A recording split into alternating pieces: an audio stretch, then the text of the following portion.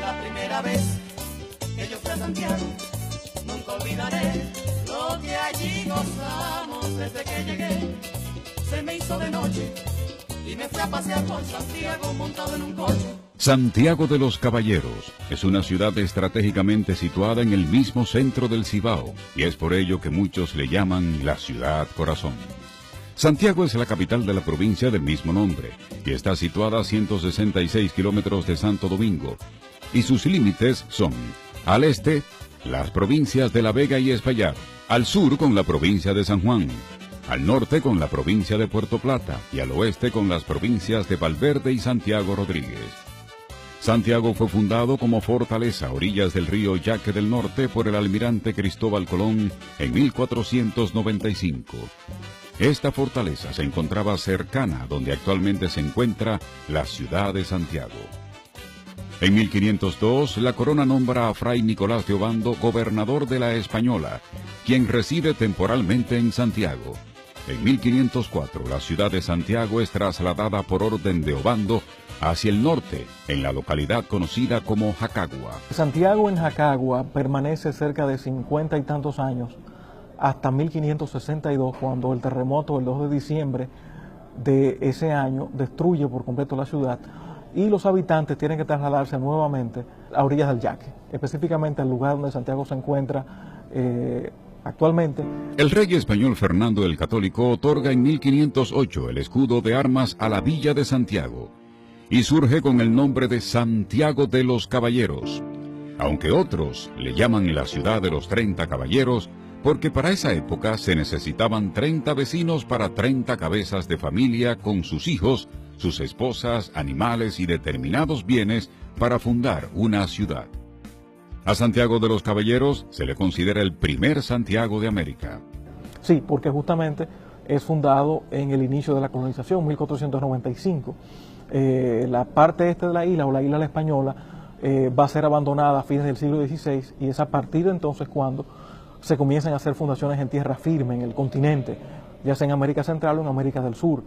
Y en estas zonas de América es donde empiezan a aparecer posteriormente nuevas ciudades con el nombre de Santiago. Desde su fundación está sacando provecho de su lugar, porque Santiago se ubica en un punto del Valle de la Vega Real, equidistante de otros enclaves urbanos que van a desarrollarse. Santiago va a adquirir sobre esa base una centralidad única, indiscutida, que va a ser reforzada con el hecho de ser el centro de acopio del tabaco que se cosechaba en la zona del Cibao. Y durante 3 siglos la economía de la provincia de Santiago estuvo sustentada por la comercialización del tabaco, que era el principal cultivo que había en la zona. En 1857 los pueblos del Cibao se sublevan contra la dictadura de Buenaventura Báez, nombran a Santiago capital de la República Dominicana, con un gobierno presidido por el general José Desiderio Valverde, y proclaman una constitución liberal. Pero el intento revolucionario no tuvo mayor trascendencia, porque el nuevo gobierno nombró jefe de las tropas al exdictador Santana. El general Pedro Santana volvió a dirigir el país desde la ciudad de Santo Domingo y lo anexó en 1861 a España. Recordemos que Fernando Valerio constituye su columna que se destaca en el 30 de marzo con andulleros de tabaco de la zona de la sierra. Y en 1857 la revolución en contra del gobierno de Báez es encabezada justamente por la clase urbana, pero sustentada en los tabaqueros que se sentían defraudados por el gobierno de Buenaventura Báez. Aunque el tabaco sustentaba la economía en esa época, hubo un proceso industrial que ayudó a mejorar la economía de la ciudad. Un crecimiento urbano también se incrementó, producto de la construcción de la ciudad en un punto de atracción para trabajadores urbanos. El hecho de que Santiago fuera vinculada a Puerto Plata a través del ferrocarril desde 1897 y con el ferrocarril de La Vega a Sánchez ya a principios del siglo XX, va a, digamos que a reforzar, a fortalecer la centralidad que Santiago tenía desde la época de la colonia, y esto va a atraer no solamente pobladores locales, sino también inmigrantes de Europa o de América Latina, otros países de América Latina, y también, por ejemplo, árabes, italianos, españoles. Comienzan a surgir para esa época varias empresas en la ciudad de Santiago, como son la Ferretería El Gallo del señor Manuel de Jesús Tavares, y La Habanera en 1902, que posteriormente fue la Compañía Anónima Tabacalera a partir de 1914. Pero antes, en 1852, nació la empresa de ron J. Armando Bermúdez. Sí, claro, todo ese desarrollo se va a verificar desde la segunda mitad del siglo XIX hasta, digamos que entrado el siglo XX en sus primeras 3 décadas. Posteriormente Trujillo va a limitar el desarrollo de la ciudad en un sentido, porque va a apropiarse de la Compañía Anónima Tabacalera, constituyéndola en una empresa estatal. Vueltas por aquí, Vuelta para allá, papá. después que subí, No quise bajar, pero decidí terminar la noche dándole una vuelta a Santiago montado en un coche. Pero decidí terminar la noche dándole una vuelta a Santiago montado en un coche. En el año 1944 comienza la construcción del Monumento a la Paz de Trujillo, como una iniciativa de Mario Fermín Cabral, quien era en ese momento senador de Santiago, y fue construido por el ingeniero Mauricio Álvarez Perelló y diseñado por el arquitecto Henry Gasson Bona.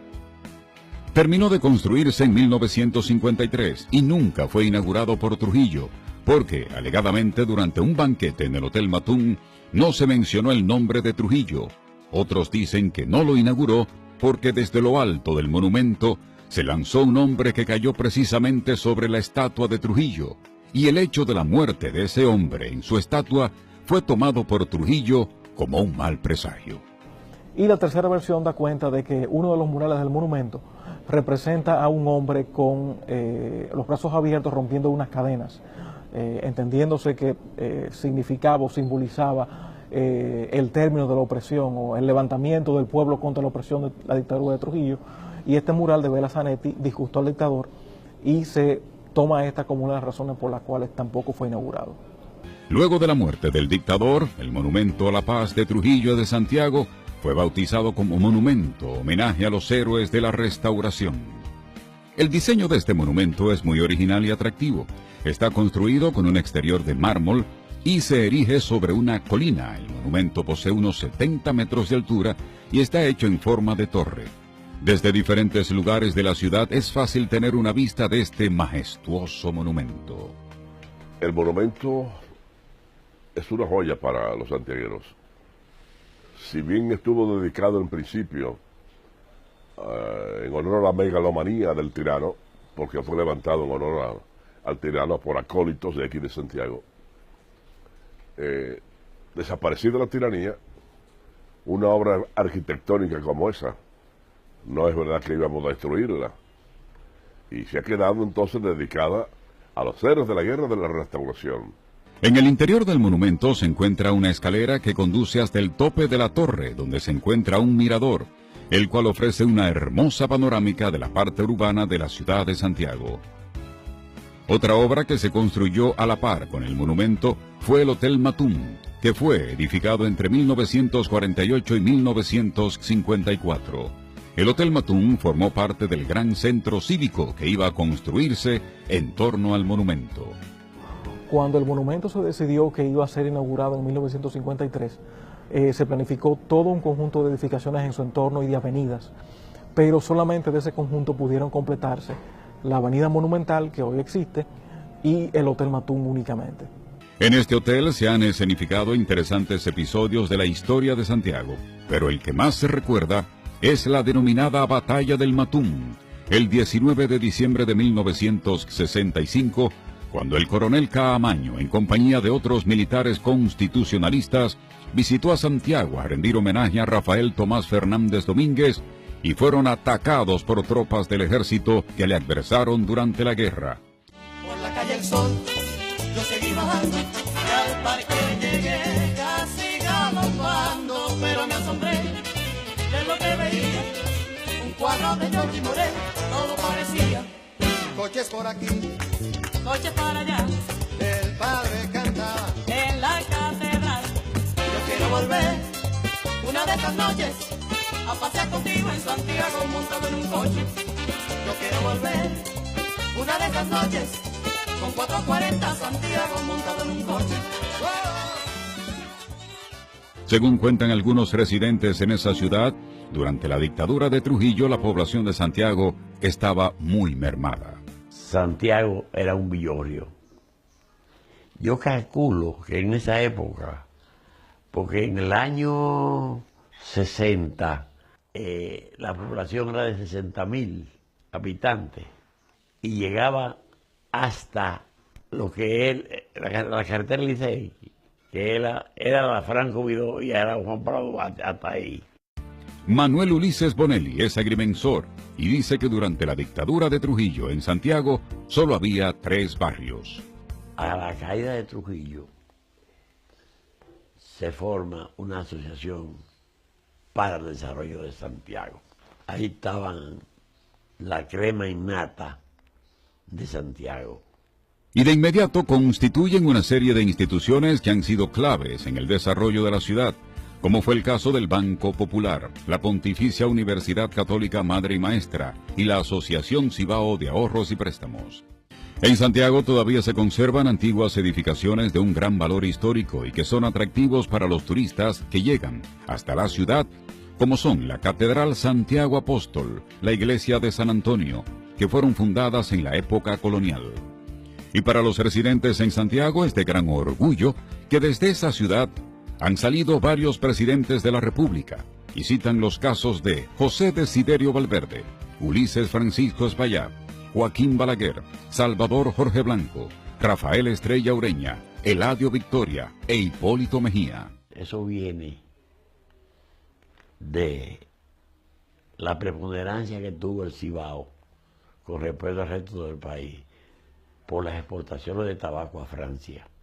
En la actualidad, la economía de Santiago se fundamenta en los servicios y en la zona franca. Esos son los 2 pilares claves, aunque la zona franca ha disminuido en cuanto a los aportes a la ciudad y prácticamente son los servicios los que mantienen la economía.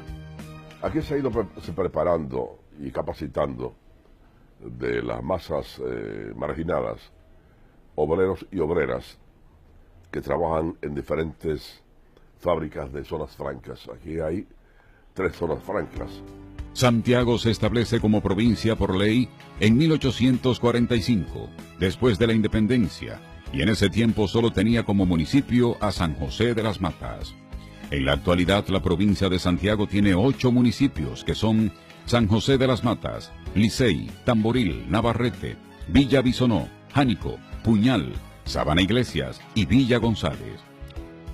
Por las calles de Santiago se pasean los coches, siendo esta una unidad de transporte que utilizan turistas que visitan la ciudad. Siempre hubo coches. Santiago no tenía coche. Eran muchos más coches antes. Una carrera valía 25 centavos, una carrera de coche. Ese era el taxi de Santiago. Lo hacían aquí mismo, ahí en Bellavista. La gente lo construía. Y todavía hay bastante coche. Y hay quienes les encanta compartir la frase de José Martí, quien dijo que Santiago es una ciudad épica y trabajadora. Épica por los acontecimientos históricos en el ámbito militar de defensa a la patria que se han producido aquí, y trabajadora porque justamente ha sido esa la dinámica que ha marcado la historia de la ciudad de Santiago, que se ha levantado en cada momento que ha sido golpeada, diezmada, sacudida por acontecimientos naturales o humanos, y se ha levantado para seguir adelante. Yo quiero ir a Santiago, Manuel, búsqueme un coche.